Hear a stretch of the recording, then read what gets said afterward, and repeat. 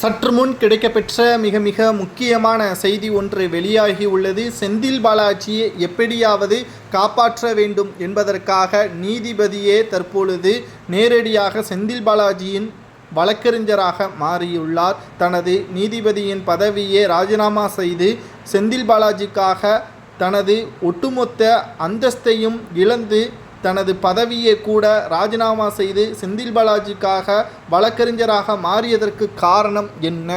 அதாவது ஏற்கனவே நாம் ஒரு வீடியோவை பதிவு செய்திருந்தோம். செந்தில் பாலாஜியின் வழக்கில் நீதிபதியாக இருந்த இருவரில் ஒருவர் செந்தில் பாலாஜி அவர்களுக்கு சாதகமாக தீர்ப்பை வழங்கியுள்ளார். அமலாக்கத்துறை அதிகாரிகள் செய்தது தவறு, எப்படி தமிழக தலைமை டாஸ்மாக் அலுவலகத்தில் எந்த ஒரு முன்னறிவிப்பும் இல்லாமல் செல்லலாம், மேலும் அங்கிருக்கக்கூடிய ஆவணங்களை கைப்பற்றலாம் என்ற கேள்வியை கூறியிருந்தார்.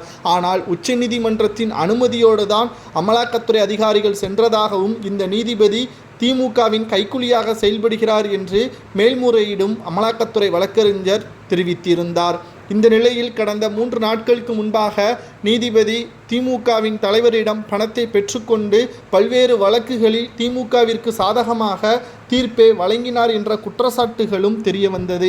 மேலும் திராவிட முன்னேற்ற கழகத்தை பொறுத்தளவிற்கு பல்வேறு குற்றங்கள் நடைபெற்ற போதிலும் நீதிபதியை நம்பி பல்வேறு தரப்பினர்கள் சட்டம் கைவிடாது என்று கூறி நீதிமன்றத்தில் முறையிடுவார்கள். ஆனால் சில நீதிபதிகள் திமுகவின் கைக்கூலியாகவும் அவர்கள் கொடுக்கின்ற பணத்தை பெற்றுக்கொண்டு தவறுக்கு உடந்தையாக இருப்பது நீதிபதிகள் ஒருவரில் இவரும் ஒருவர் என்ற தகவலை தான் நாம் இப்பொழுது பதிவு செய்கிறோம்.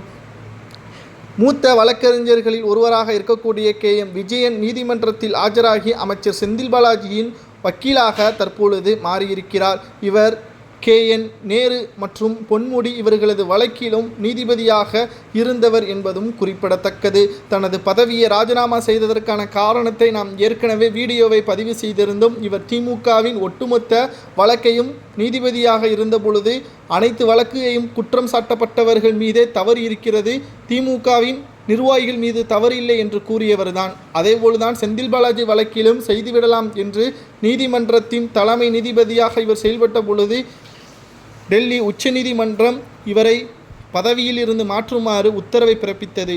தற்பொழுது தனக்கு நீதிபதி பதவி வேண்டாம், திமுகவின் கொத்தடிமையாகவே நான் இருக்கிறேன் என்று கூறி செந்தில் பாலாஜியின் வழக்கறிஞராக மாறியிருக்கிறார்.